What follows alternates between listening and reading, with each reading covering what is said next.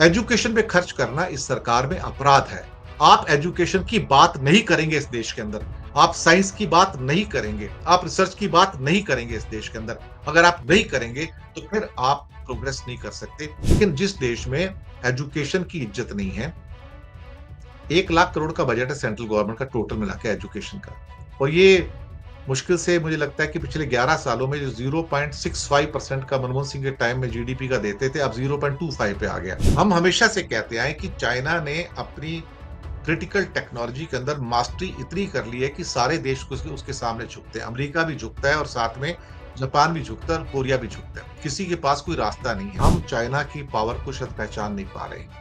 China हमको cripple कर रहा है हर फील्ड के अंदर। अब पाकिस्तान को चोट लगी है तो अल्टीमेटली चाइना को चोट लगती है, क्योंकि उसके अंदर जीने मरने का आपस में उनके कस्में वादे हैं ना पाकिस्तान के साथ। एक डर ये है दुनिया में कि India as a emerging economy is a threat to some of the bigger powers actually economically. और शायद वो नहीं चाहेंगे कि इंडिया या इस दुनिया के अंदर एक और महाशक्ति उभरे। सरकारें दरअसल क्या है कि प्रॉफिट सोचती हैं। हर चीज में प्रॉफिट नहीं होता साहब। हम 65 साल जीतते रहे, हम अगले 11 साल में हार गए। नमस्कार, मैं हूं संजीव श्रीवास्तव। आप देख रहे हैं 4 पीएम न्यूज नेटवर्क। मित्रों, भारत पाकिस्तान के बीच संघर्ष जो हुआ है अभी पहलगाम आतंकी नरसंहार के बाद ऑपरेशन सिंदूर चलाया गया और उस दौरान जो संघर्ष हुआ, तो संघर्ष और फिर विराम और अब उसके बाद से लेकर जो स्थितियां हैं, इन सब के बीच एक बार फिर भारत की कूटनीति की जो स्थिति है या विदेश नीति है, फिर वो उजागर हुई है और बहुत सारे प्रश्न, चाहे वो कूटनीतिक मसले से जुड़े हुए हों या विदेश नीति से जुड़े हुए हों, सवाल पूछे जा रहे हैं। प्रधानमंत्री नरेंद्र मोदी जी किसी बात का जवाब नहीं दे रहे हैं। सरकार को जो जवाब देना चाहिए वो आ नहीं रहे हैं। और जो ऑपरेशन सिंदूर है, उसे कहीं ना कहीं जो राजनीतिक लाभ लेना है, उसे भुनाने में प्रधानमंत्री जी लग चुके हैं।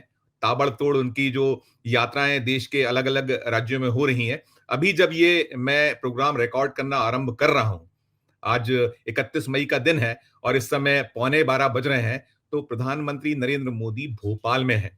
महिला सम्मेलन कर रहे हैं और उसमें निश्चित तौर पर पीछे जो कहीं एक निगाह है, नजर है, तो वो भारतीय जनता पार्टी का जो वोट बैंक है, उस पर है। अभी हम बीते 3-4 दिनों से देख रहे हैं लगातार, वे पहले गुजरात में 2 दिन रहकर आए, फिर बिहार रहकर आए और आज पहुंचे हुए हैं मध्य प्रदेश की राजधानी भोपाल। तो ये सब तो चल रहा है।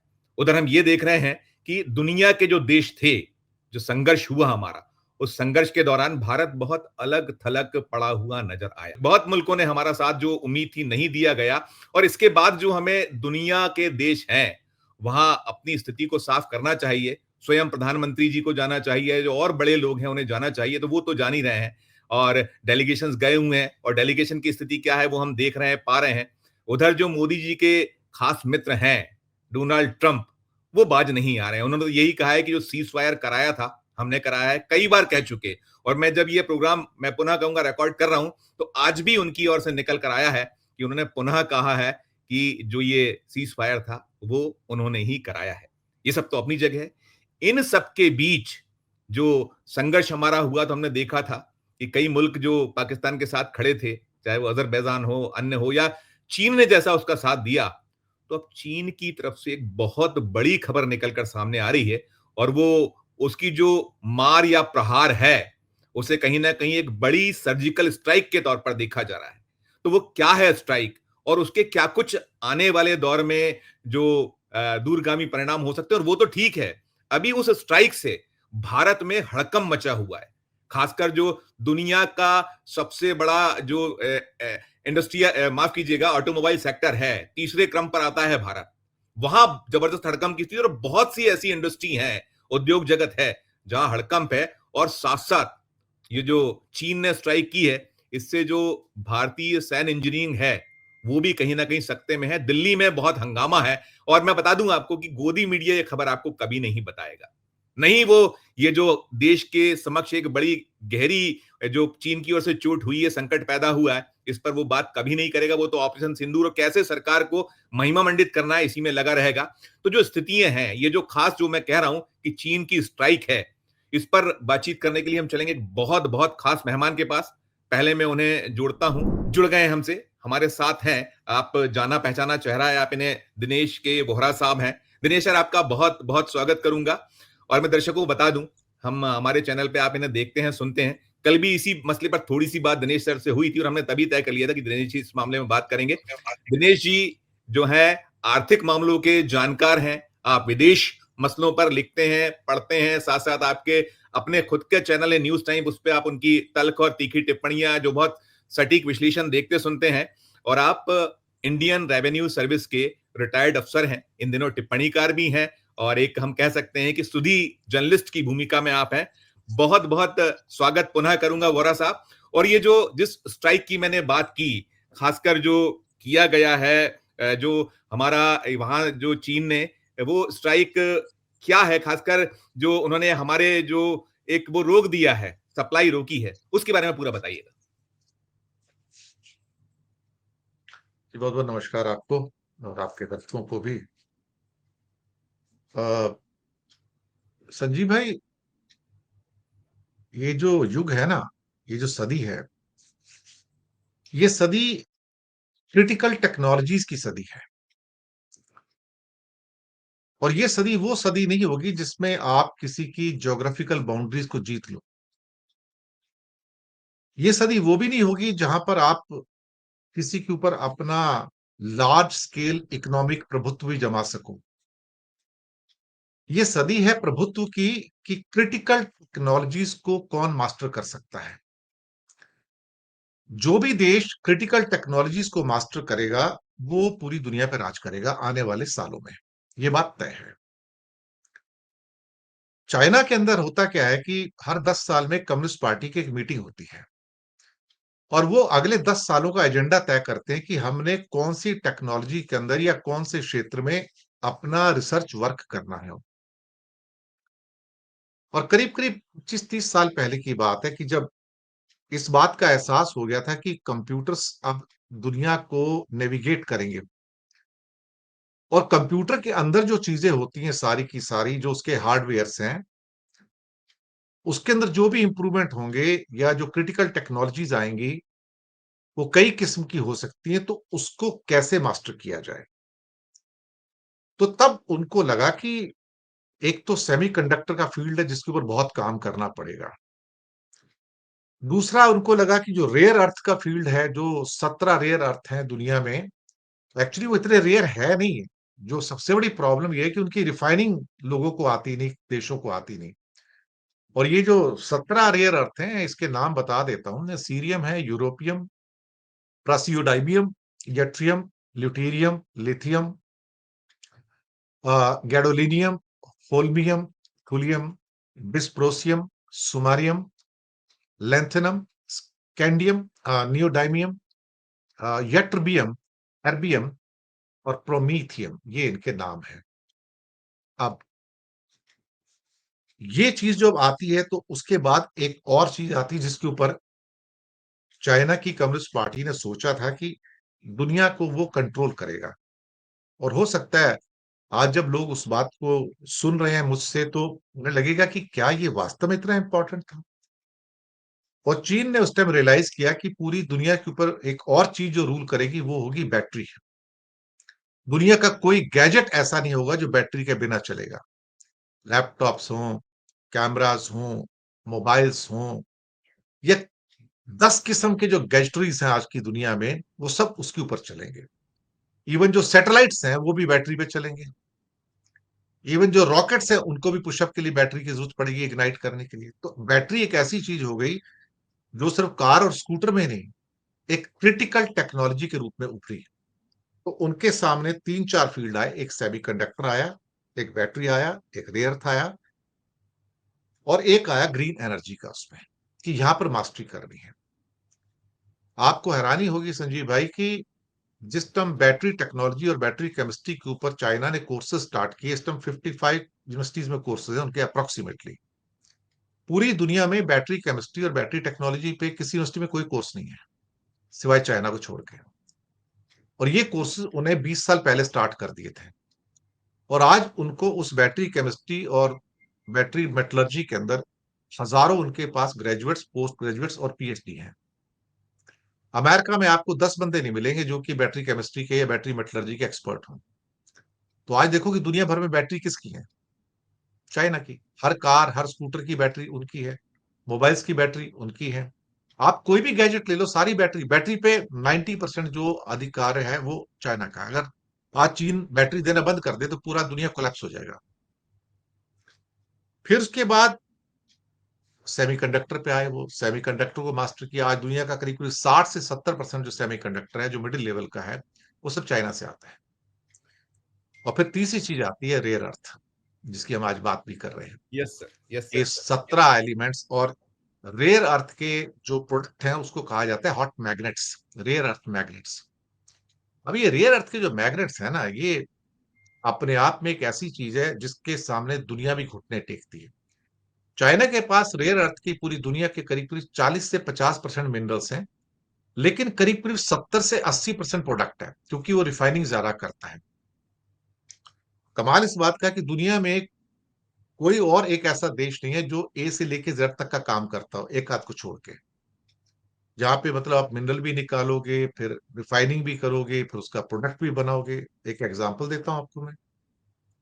अमेरिका के पास बहुत ज्यादा मिनरल्स नहीं है, लेकिन जितने भी हैं वो उसको फाइनल प्रोडक्ट तक नहीं लेके आ पाता है। तो उसका प्रोसेस वो निकालेगा, निकाल के फिर ये बोलेगा थोड़ा-सा सेकंड मैं प्रोसेस बहुत के क्षमा अंदर। चाहता हूँ, मैं बहुत क्षमा चाहता हूँ कि हम ये तो ठीक है, आप जो उदाहरण तो ठीक है आएँगे, लेकिन जो ये हमारा जो रेयर अर्थ को सप्लाई रोकी गई, क्योंकि मैं इसमें ये देख रहा था कि हमारा जो ऑटोमोबाइल सेक्टर है और खासकर बजाज ऑटोमोबाइल के जो ईडी हैं राकेश शर्मा जी, उनका जो कल एक बयान आया है, वो बड़ा चिंताजनक है। वो कह रहे हैं कि जुलाई के बाद पूरी इंडस्ट्री ठप हो सकती है यदि ये सप्लाई तत्काल चालू नहीं हो पाई तो, क्योंकि 45 दिन का वक्त दे रहे हैं जो आवेदन हाँ, पहुंचे हुए हैं। आपने कुछ चीजें उसमें स्पष्ट की थी, मैंने जब जी। आपसे बात कर रहा था। तो ये कितना हड़कंप पैदा कर रहा है, दिल्ली तो हड़कंप में है। क्या सोल्यूशन क्या, और ये जो वास्तविकता कहां क्या खड़ी हुई है ये जो रियर अर्थ के बाद?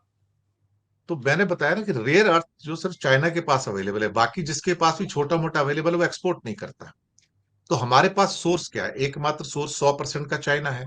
Yes sir. और चाइना अगर ये स्ट्राइक हम पे कर देता है, जैसे कि किया उसने अभी, तो हम मुसीबत में आए। और बजाज के जो एग्जीक्यूटिव डायरेक्टर, उन्होंने बड़ी क्लियर कट बात कही कि हमारे पास अगर रेयर अर्थ नहीं मिलता तो जुलाई से प्रोडक्शन ठप हो जाएगा। और सर उनका ही नहीं, भारत की सारी ऑटोमोबाइल ठप पड़ती है, टू यस सर। व्हीलर्स हो या फोर व्हीलर्स हो। ये एक पार्ट है उसका। अब हड़कंप मचा तो फिर वो कहते भी सप्लाई हम कैसे होगी, संभवतः साढ़े हम चार सौ तीसरी का। हम दुनिया की तीसरी उस ऑटोमोबाइल सेक्टर के तीसरे हम वो हैं, तीसरे स्थान पर खड़े हुए हैं। करोड़ों, आप उसका भी कुछ जो नंबर्स होंगे आपको शायद होंगे आपके पास वो भी, और फिर इससे हमारे रोजगार पर क्या प्रभाव पड़ सकते हैं सर, ये भी प्लीज स्पष्ट कीजिएगा। मैं फिर टोका क्षमा चाहूंगा। नहीं, कोई बात नहीं। करीब करीब हिंदुस्तान की इकोनॉमी का 40% हिस्सा जो है वो ऑटोमोबाइल के आसपास घूमता है। सर। इसमें ऑटोमोबाइल की बिक्री भी है, उसमें गैरेजेस भी हैं, उसमें सड़कें भी आ जाती हैं, उसमें पेट्रोल पंप भी आ जाते हैं, उसमें क्या कहते हैं कि टोल टैक्सेस भी आ जाते हैं। तो ऑटोमोबाइल के आसपास पूरी दुनिया घूमती है। इवन अमेरिका का अगर आप इतिहास देखो तो ऑटोमोबाइल से बने हैं वो। Yes sir. जर्मनी का इतिहास देखो तो उनकी 50% जो इंडस्ट्री है सारी वो ऑटोमोबाइल की इंडस्ट्री है। तो सर। ऑटोमोबाइल और कम्युनिकेशन दो ऐसी इंडस्ट्री होती है जो आपको फीड करती है, पूरी इंडस्ट्री को अपलिफ्ट करती है। अब यहाँ पर क्या हो गया ना एक्चुअली कि हमारी सिर्फ ऑटोमोबाइल ठप नहीं होगी। हमारे तो एक तरह से कहा जाए तो पूरा का पूरा जो नया इकोसिस्टम जो हमने डेवलप किया है, वो सारा का सारा ठप होने के कगार पर आ गया। मैं ऑटोमोबाइल ने उस सवाल पे भी आने वाला था कि आगे ये जो इसके रिपरकेशन, क्योंकि उन्होंने बहुत सारी शर्तें लगा दी हैं कि आप ये जो वो भी हमारा सैन वो भी इंजीनियरिंग है उसमें उपयोग नहीं करोगे, वो शायद बताएंगे आगे। मैं वही पूछा, आप मैं करिएगा, कंटिन्यू करिएगा जी ये प्लीज। हॉट मैग्नेट्स यूज कहाँ होते हैं? एनर्जी के फील्ड में होते हैं, जहाँ पे विंड एनर्जी है, सोलर एनर्जी है। ये जो इलेक्ट्रॉनिक्स और इलेक्ट्रिकल इक्विपमेंट्स है दुनिया के सारे उसमें यूज होते हैं। ये टॉप लेवल के मेडिकल इक्विपमेंट्स हैं उसमें यूज होते हैं। ये एरोस्पेस में और डिफेंस में यूज होते हैं। ये सैटेलाइट्स में और आपके मोबाइल फोन्स में यूज होते हैं। ये कम्युनिकेशन की हर किस्म की जो चीज होती है उसमें यूज होते हैं। ये आपके रडार्स और मिसाइल्स और मिलिट्री हार्डवेयर में यूज होते हैं। ये आपके ऑटोमोबाइल में यूज होते हैं। ये रोबोटिक्स में यूज होते हैं। ये कंप्यूटर टेक्नोलॉजी में यूज होते हैं। ये ऑडियो वीडियो टेक्नोलॉजी में यूज होते हैं। ये कहाँ यूज नहीं होते? आज आज की जो नई टेक्नोलॉजी है, जो क्रिटिकल फील्ड्स हैं, हर जगह यूज होते हैं। अगर आपके पास ये नहीं है तो आप हैंडीकैप्ड हैं, फिर आप कुछ नहीं कर सकते। इंडिया की एक के बाद एक जो पूरी इंडस्ट्री है वो उसके ऊपर ठप होती नजर आती है अगर वो पूरा का पूरा ब्लॉक कर देता है। चाइना ने कंडीशन रख दी, जो कि राकेश शर्मा ने बताया कि 30 एप्लीकेशन चाइना के पास इस टाइम पेंडिंग है हमारी इंडस्ट्री की, भाई आप हमको ये दो।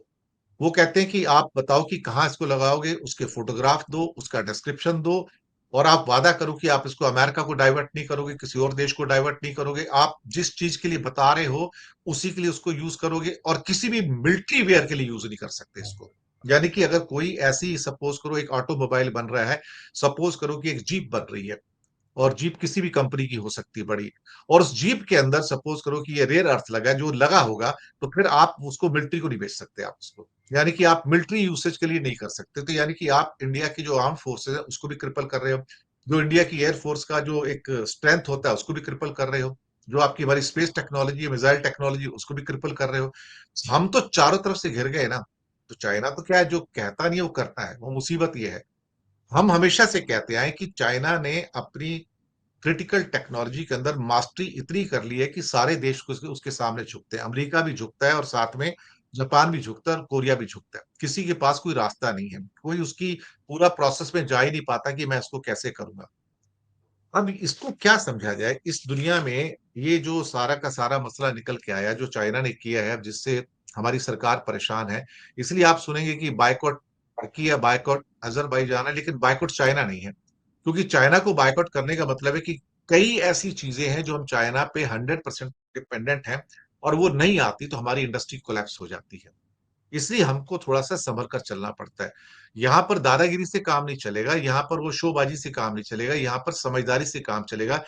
और फिर हमें ये सोचना चाहिए कि आज सैकड़ों हजारों करोड़ के हम सेमीकंडक्टर के प्लांट्स लगा रहे हैं। ये सेमीकंडक्टर के जो प्लांट्स, जो प्रोडक्ट हैं, वो भी रेयर अर्थ के बिना पूरे नहीं होते हैं। हम बहुत सारे आज की डेट में मिलियंस ऑफ अपना मोबाइल फोन इंडिया में असेंबल कर रहे हैं, सैमसंग के हों, एलजी के हों, एप्पल के हों। अच्छा, उसके अंदर भी रेयर अर्थ आता है। तो यानी कि चाइना अगर इसको रोक देता है तो ये तो हमको सब जगह हिट कर देगा ना अल्टीमेटली। ऐसी कोई जगह नहीं है जहां पे वो इंडिया को हिट नहीं करेगा।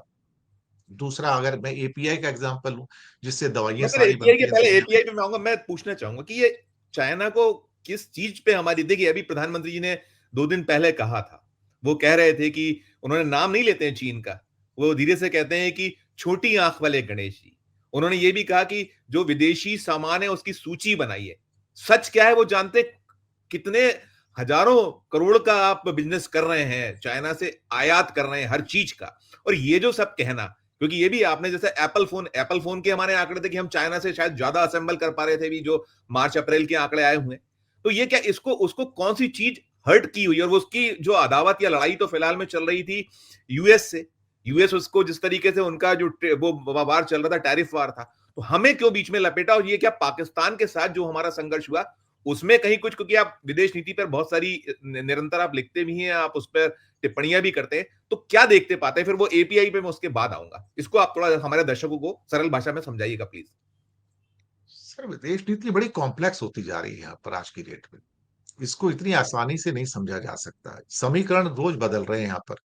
पाकिस्तान को तो सपोर्ट है ही है, उसमें तो कोई शक वाली बात नहीं है। Actually Pakistan has become a battle ground between China and America, कि दोनों उसके ऊपर अपना प्रभुत्व जमाना चाहते हैं। उसकी स्ट्रेटेजिक लोकेशन भी ऐसी है कि शायद ही कोई कंट्री उसको छोड़ना चाहेगा।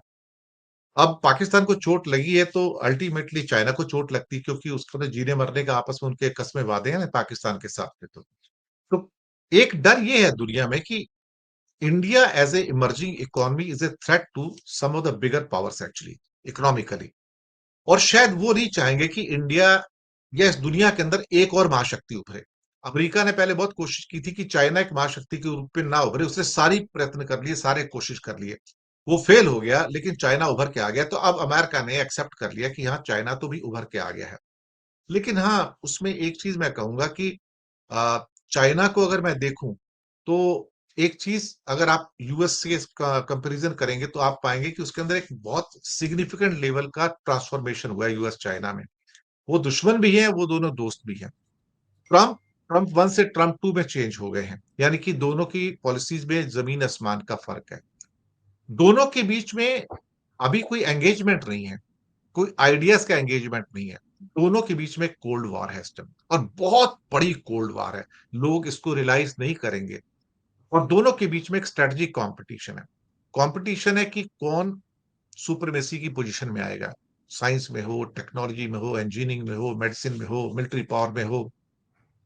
इंटरनेशनल इन्फ्लुएंस में हो, बीआरआई जिसको कहते हैं, बॉर्डर रोड इनिशिएटिव हो। तो ये जो कोल्ड वॉर जो इमर्ज हुई है, जिसका एक जो लेटेस्ट एग्जांपल है, जो मैंने शायद अपने आज के एक सुबह के इशू बताया था कि चाइना ने अपना यूएनओ फ्लोट कर दिया। ये दुनिया के लिए हैरानी की बात है कि international organisation for mediation float करके उसने अपनी पावर दिखाई है कि मैं क्या हो सकता हूं। अमेरिका भुचक्का है, वेस्ट भुचक्का है, चाइना ने किया क्या? हांगकांग को हेडक्वार्टर बना दिया और 85 देश उसकी ओपनिंग कन्वेंशन में आए। इससे पता लगता है कि चाइना का दुनिया में प्रभुत्व कितना है। और 33 country become the founding member of that one, उसमें साइन कर दिए कल उन्होंने। ये दुनिया में शायद मैं कहूंगा कि इंटरनेशनल ऑर्गेनाइजेशन फॉर जो मीडिएशन आया है, ये इन 25 सालों की सबसे बड़ी घटना है दुनिया की। इससे बड़ी कोई घटना नहीं है। China has created rival to UNO और बताया कि तुम निकम्मे हो, तुम कुछ नहीं कर सकते हो।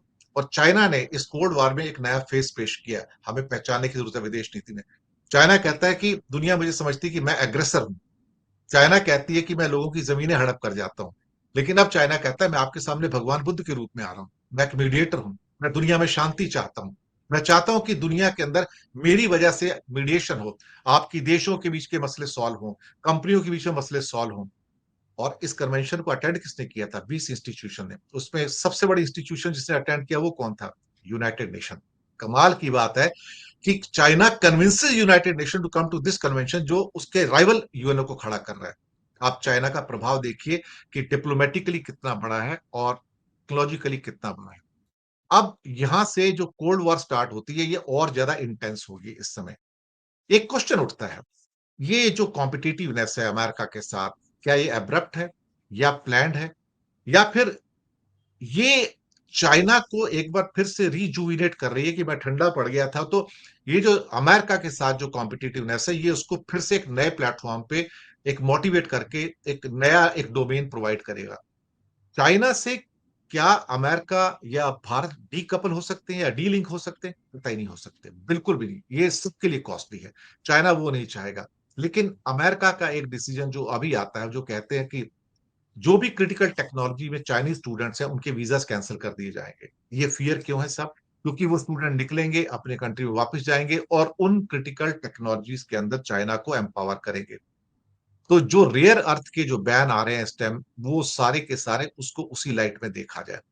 मैं समझता हूं कि जितनी भी क्रिटिकल टेक्नोलॉजी है, सेमीकंडक्टर अमेरिका उस पर डिपेंडेंट है, इंडिया डिपेंडेंट है, बैटरी टेक्नोलॉजी 90% डिपेंडेंट है, solar energy 100% world is dependent sir on that, बल्कि 99% कहा जाए। इसका एक अंदाजा लगाइए कि अ, चाइना के जो वेफर्स और इनगोट्स होते हैं सोलर के, वो उसका जो प्रोडक्शन है पिछले साल का, वो 32 लाख टन का है। 32 लाख टन का। और उसके मुकाबले जो दुनिया का सेकंड प्रोडक्शन सेंटर है वो जर्मनी है, जो 75,000 टन है। क्या कहीं कोई कंपैरिजन है? तो आप सोच सकते हो कि बैटरी टेक्नोलॉजी हो या ग्रीन एनर्जीज हो या रेयर अर्थ हो, कहीं पे कोई कसर छोड़ी नहीं। और उसने हर चीज पे मास्टरी हासिल कर ली है, दुनिया को गुलाम बना लिया है। और अब ये नई ऑर्गेनाइजेशन लॉन्च करके वो कहता है मैं तो भगवान बुद्ध हूं, मेरे पे यकीन करो। मुझे लगता है कि हम एक ऐसे ऑक्टोपसी जाल के अंदर फंस चुके हैं जहां से हम निकल नहीं सकते। इंडिया शायद इस क्रिटिकलिटी को पहचान ही नहीं पा रहा है। हम कुआं खोदने की कोशिश कर रहे हैं जब आग लग चुकी है। जैसे कि बजाज ने भी कहा और कई और कंपनियां भी कह रही हैं कि हो क्या रहा है। और आप इसके अंदर जो अपनी जो नई सलाहियत है कि रिफाइनिंग की करनी है और वहां तक लेके जाना है, आप पहुंच नहीं सकते। आपको 10 साल और चाहिए होंगे कम से कम। एकमात्र कंट्री जो यूरोप में इसमें प्रवीण हो गया, उसका नाम सुनेंगे तो लोग हैरान होंगे, कहेंगे यार ये कहाँ पर है? इसका ज्योग्राफी में नाम ढूंढेंगे, उसका क्या कहते हैं लोकेशन ढूंढेंगे, एस्टोनिया। एस्टोनिया कहाँ पर है भाई? यहाँ पर Estonia has one country which is separated from the Russia. They have the prowess to mineral to final product in rare earth sir. अब उसको पूरा यूरोप फीड कर रहा है कि भैया तू कर, मैं तेरे को पैसे देता हूं, मैं तेरे को पैसे देता हूं। कितनी डिपेंडेंस आप उसके ऊपर रख सकते हो? लेकिन हम चाइना की पावर को शायद पहचान नहीं पा रहे हैं। चाइना हमको क्रिपल कर रहा है हर फील्ड के अंदर। एक ही मकसद है कि इंडिया को थोड़ा सा पंगु बना दिया जाए, इंडिया इमर्ज ना हो पाए, और जहां कहीं भी इमर्ज होने की कोशिश करे उसे चोट मार दी जाए वहां पर। फिलहाल तो यही होता नजर आ रहा है, चाहे ऑटोमोबाइल हो, चाहे बाकी जो मैंने सारे एरियाज गिनाए हैं। बिल्कुल, और बिल्कुल, बिल्कुल। अगर मैं हम मैं रेयर अर्थ जी। के बिना मिसाइल भी नहीं बना पाएंगे, हम यस सैटेलाइट सर, नहीं मैं बना यही यही पाएंगे, पूछ रहा था कि रॉकेट भी नहीं सैन्य बना जो पाएंगे। हमारा सैन्य इंजीनियरिंग है उसमें कितने बड़े इस समय यदि ये पूरा सप्लाई जिस तरीके से वो पेश आ रहा है और आप कह रहे हैं प्रमाण पत्र दीजिए, वहां उपयोग नहीं करेंगे। तो उन क्षेत्र में, क्योंकि हम आत्मनिर्भर होना चाह रहे थे, उस क्षेत्र में हमारी ये थी कि हम ये लगाने जा रहे हैं, ये करने जा रहे हैं, हम अपने अपने हथियारों से दुनिया को दिखाएंगे। तो वो कितना बड़ा सेटबैक वहां है सर? बहुत बड़ा सेटबैक है साहब। सेटबैक इसलिए कि आप जो प्रोडक्ट बनाना भी चाहते हो और आपके पास रेयर अर्थ अगर अवेलेबल ही नहीं, तो आप करोगे कैसे उसको? तो आप तो हैंडीकैप हो ना उसके बिना, अल्टीमेटली सारे के सारे। मुझे लगता है कि हम एक बड़ी क्रिटिकल मोड़ पर आकर खड़े हो गए हैं इस समय। हमें ये नहीं समझ आ रहा है कि हम क्या करें। हम बात तो करते हैं आत्मनिर्भर की, लेकिन हमने किसी क्रिटिकल सेक्टर में कुछ भी पैसा नहीं लगाया। मैं आपको एक सिंपल एग्जांपल दे देता हूँ। चाइना का जो एनुअल इन्वेस्टमेंट है रिसर्च एंड डेवलपमेंट के अंदर, वो $550 बिलियन है। $550 बिलियन के अप्रोक्सीमेटली इंडिया का पूरा बजट एक्चुअली। आप सोचिए ना, हम एक साल में $5 बिलियन भी खर्च नहीं करते रिसर्च के ऊपर, और रिसर्च के नाम पे बिल्डिंग खड़ी कर देते हैं, जो स्टाफ की तनख्वाह होती है वो दे देते हैं। रिसर्च के नाम पे इंडिया में कुछ नहीं होता है। हमारे यहाँ की कल्चर ये है कि अगर कोई रिसर्च करने को जाता है, जनरली कोई एक दिमाग निकल के आता है, तो हमारे यहाँ जितना जो ब्यूरोक्रेसी है या एडमिनिस्ट्रेटिव जो प्रोसेस है, वो उसको किल करने में आते हैं। इसको मार दो, खत्म कर दो, इसको इनोवेट मत करने दो, इसको कोई भी चीज इन्वेंट मत करने दो। और अदरवाइज जब कुछ मिल जाएगा छोटा मोटा, तो एक आईएएस अफसर आएगा कि मेरे सुपरविजन के अंदर ही सारा हुआ है, तो मैं इसको सुपरवाइज किया था। उसको धेला पता है क्या हुआ था यहाँ पर? हमारी प्रॉब्लम ये है कि हम साइंटिस्ट को या साइंस को हम सी ग्रेड समझते हैं, हम एडमिनिस्ट्रेशन को टॉप लेवल पे समझते हैं कि उनसे बुद्धिमान कोई नहीं है। लेकिन जिस देश में एजुकेशन की इज्जत नहीं है, 1 लाख करोड़ का बजट है सेंट्रल गवर्नमेंट का टोटल मिला के एजुकेशन का, और ये मुश्किल से मुझे लगता है कि पिछले 11 सालों में जो 0.65% का मनमोहन सिंह के टाइम में जीडीपी का देते थे, अब 0.25 पे आ गया। आप हर साल कट करते हो। आपको अभी 3.25 लाख करोड़ का आरबीआई से डिविडेंड मिला, क्या आपने कहा कि मैं इसको एजुकेशन में खर्च करूंगा? नहीं। एजुकेशन में खर्च करना इस सरकार में अपराध है। आप एजुकेशन की बात नहीं करेंगे इस देश के अंदर, आप साइंस की बात नहीं करेंगे, आप रिसर्च की बात नहीं करेंगे इस देश के अंदर। अगर आप नहीं करेंगे, तो फिर आप प्रोग्रेस नहीं कर सकते। China is going to then paint you left right and centre, I am telling you. और आप उसके बाद असहाय होके बगले झांकते नजर आएंगे, आप कुछ नहीं कर पाएंगे, जो मर्जी आप कर लीजिए। आप बिल्कुल तेजस बिल्कुल। बनाने की बात करते हो, इंजन बनाने की बात करते हो, सब बिना रेयर अर्थ के आप इंजन बनाओगे कैसे सर? मुझे बताओ ना आप। यस सिंपल सी यस। बात है, हम समझने को तैयार नहीं है। बिल्कुल। नहीं, आपने सर बात की अभी, वो जो हम एपीआई की हम बात करने जा रहे थे, कि जेनरिक मेडिसिन में भारत दुनिया का सबसे बड़ा सप्लायर, और हम यूएस को एक बहुत बड़ा 1 लाख करोड़ के आसपास का सप्लाई करते हैं। और सबसे खास बात, अभी आपने नौकरशाही की बात की, ब्यूरोक्रेसी की बात की। हम देखते हैं, पाते राहुल गांधी निरंतर कह रहे हैं कि आप उद्योगों को बचाइए, जो छोटे उद्योग हैं, मझोले उद्योग हैं, जो हमारी इंडस्ट्री है भारत की, उसको, उस सेक्टर को आप, लेकिन सुनने को तैयार नहीं, जो आपने बात की। और इसमें बहुत बड़ी वजह है सर, जो हमारे यहाँ लाल फीताशाही, इंस्पेक्टर राज कहने को है, मोदी सरकार और डबल इंजन की हमने सब खत्म कर दिया। ये क्या यही वजह है? और जो एपीआई है, इसमें तो हम शायद दुनिया को सप्लाई करते, ये इंडस्ट्री खत्म कर दी गई, आज हम सिर्फ चाइना पे निर्भर हैं। इसको लेकर आपकी प्रतिक्रिया सर? एक टाइम था कि हम दुनिया में काफी अग्रणी थे इसके अंदर, और हमारे पास बड़ी बड़ी कंपनियां थी जो एपीआई बनाती थी। एपीआई का मतलब होता है एक्टिव फार्मास्यूटिकल इंग्रेडिएंट्स, इसका पूरा नाम ये है। Yes sir. ये बेसिक चीज है जिसके आधार पर आपकी दवाइयां बनती हैं। कोई भी ब्रांडेड हो या जेनरिक, उससे कोई फर्क नहीं पड़ता। और धीरे धीरे इंडिया ने अपनी इंडस्ट्री खत्म कर दी कई दशकों में, और टोटली चाइना पे डिपेंडेंट हो गए। अब पिछले 2 साल में थोड़ा सा फर्क आया कि जहां पर इंडिया करीब करीब 70 to 80% चाइना पे डिपेंडेंट है, और 20% हम अपना प्रोडक्शन कर रहे हैं। लेकिन इसको भी मार दिया गया, हर इंडस्ट्री को किल किया गया, मैं आपको बताऊं। और किल करके वो सारा बिजनेस उनको सौंप दिया गया।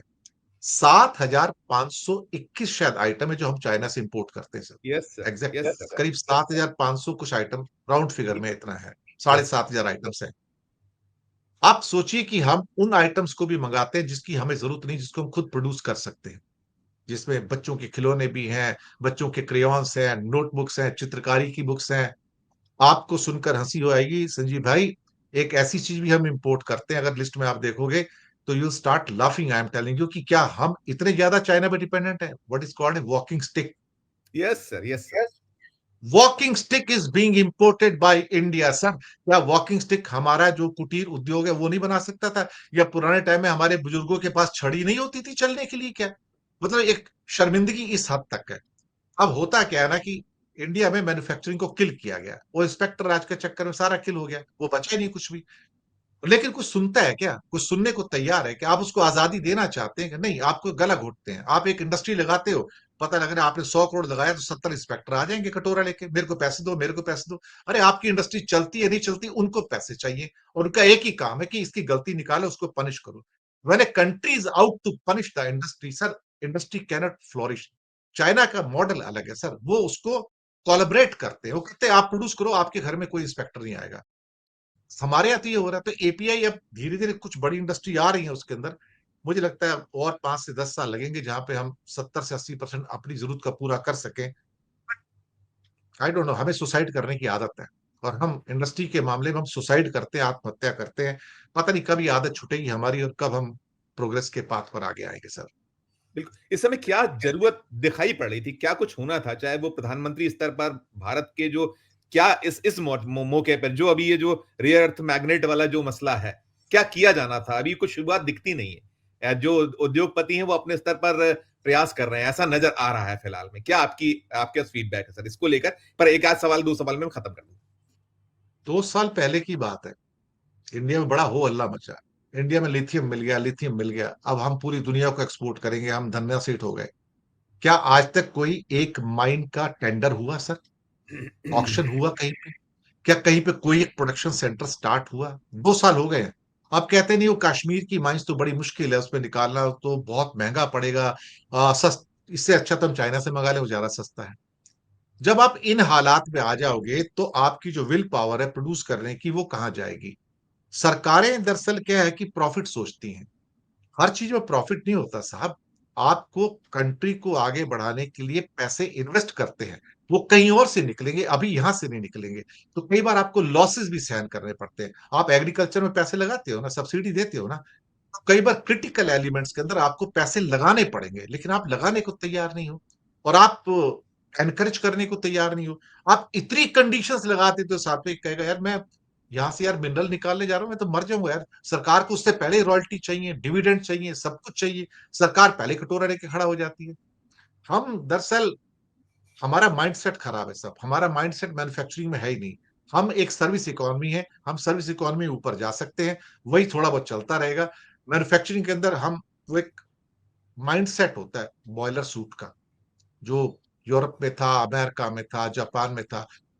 जब तक आप बॉयलर सूट पहन के फैक्ट्री में जाके ग्रीस में हाथ गंदे करने की माइंडसेट नहीं डेवलप करोगे ना, तक आप कुछ नहीं कर सकते। That is called blue collar economy.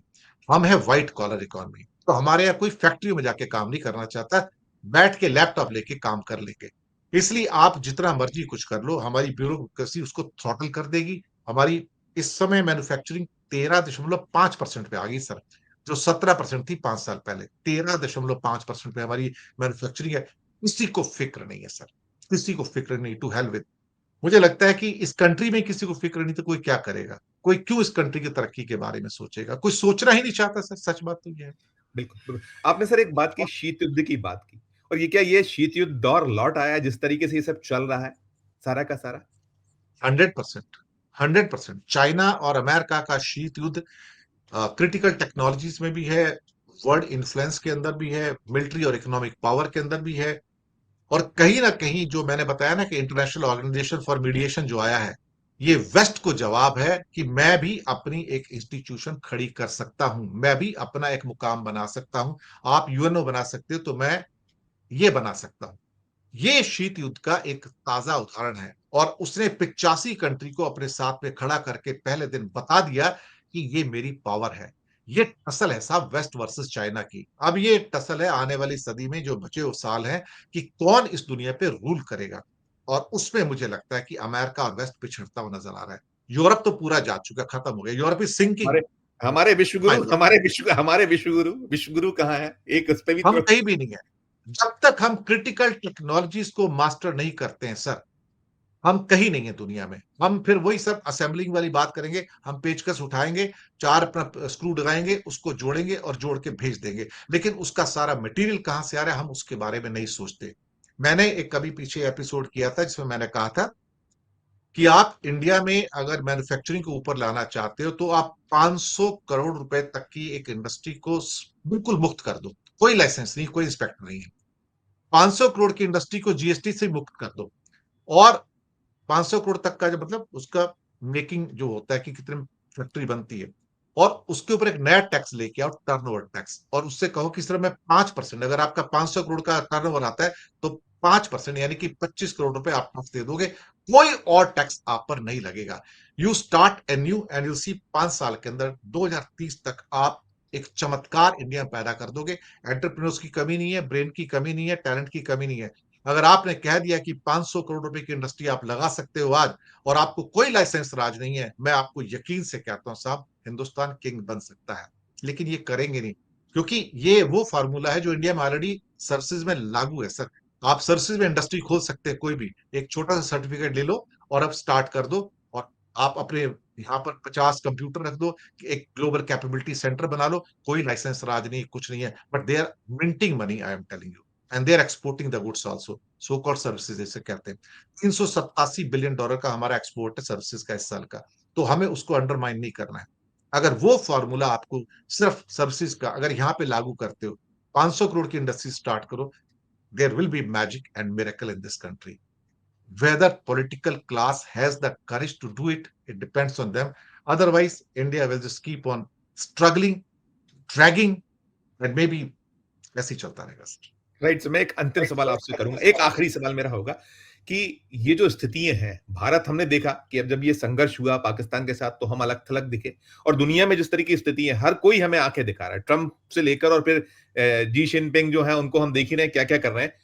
तो क्या ये जो भारत की 2014 के पहले सेक्युलर छवि थी और आज सिर्फ सेफरान हमें करना है, हिंदू राष्ट्र बनाना है, ये क्या बेहद बेहद भारी नुकसान हमें पहुंचा रहा है, इसी के चलते हम बिल्कुल चारों तरफ से घिर गए, अलग थलग हो गए? अंतिम टिप्पणी आपकी। बिल्कुल घिर चुके हैं। इसका राइट एग्जाम्पल इंडियन डायस्पोरा है जो पूरी तरह से सेफ्रोनाइज हो चुका है। अब हिंदुओं से लोग डरना शुरू हो गए बाहर, हिंदुओं से लोग डरना शुरू हो गए। ब्रिटिश होम मिनिस्ट्री की रिपोर्ट में 2 बार हिंदू मिलिटेंसी का जिक्र हुआ पिछले 1 डेढ़ साल के अंदर। क्यों हुआ है? हर जगह दुनिया में हिंदूज के प्रति लोग सस्पिशन क्यों पैदा कर रहे हैं? हमने 2 काम बड़ी सफलतापूर्वक किए मोदी सरकार ने। नंबर 1 की सेकुलराइजेशन किया, और उसने हमारे सेकुलर कैरेक्टर को बर्बाद कर दिया। बल्कि इनको तो अच्छा लगता है, सेकुलर को सेकुलर बोलते हैं लोग, कि ये बताएं कि हम तो बीमार आदमी हैं, हम तो बीमार सभ्यता है एक्चुअली। लेकिन मूर्खता यह है कि यही आदमी है जब बाहर जाते हैं तो गांधी की मूर्ति के आगे फूल चढ़ाते हैं और बोलते हैं कि वी आर सेकुलर इंडिया, यहाँ पे सब धर्मों को एक एक समभाव से देखा जाता है। लेकिन वो सिर्फ आपका क्या कहते हैं रिसेप्शन है, रिसेप्शन स्वर्ग का है, उसके पीछे नरक है, वो मुसीबत है आपकी।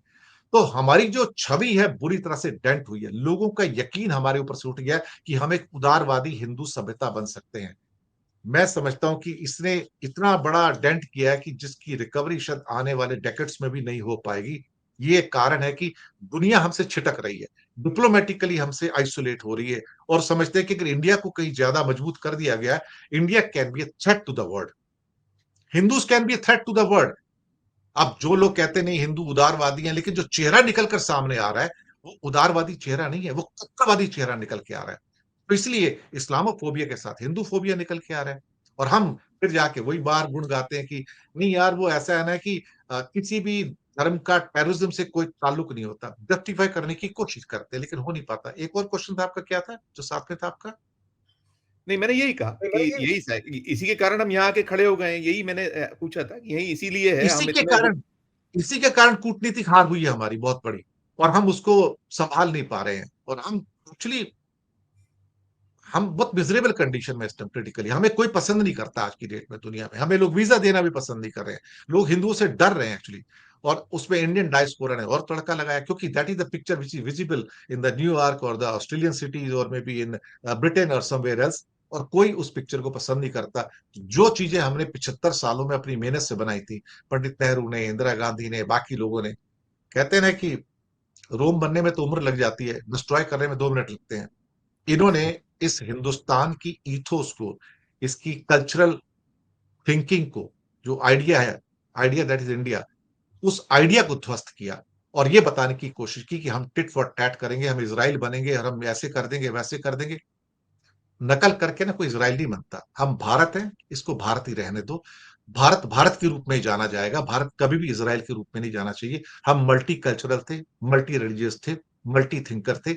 हमारी जो मल्टी एक जो थिंकिंग है ना, जब हम उस फैब्रिक को मेंटेन करेंगे, उस टेक्सचर को मेंटेन करेंगे, तभी हम भारत रहेंगे। अदरवाइज़ फिर भारत आपको अंदर से बटा हुआ नज़र आएगा, जैसे आज है। जो बटा हुआ देश होता है ना अंदर से, वो फिर बाहर के शत्रु का सामना नहीं कर पाता है और फिर बाहर वाले भी आप पर यकीन नहीं करते हैं। यहाँ पर हम हार गए। हम 65 साल जीतते रहे, हम अगले 11 साल में हार गए। क्या कहा जाए साहब?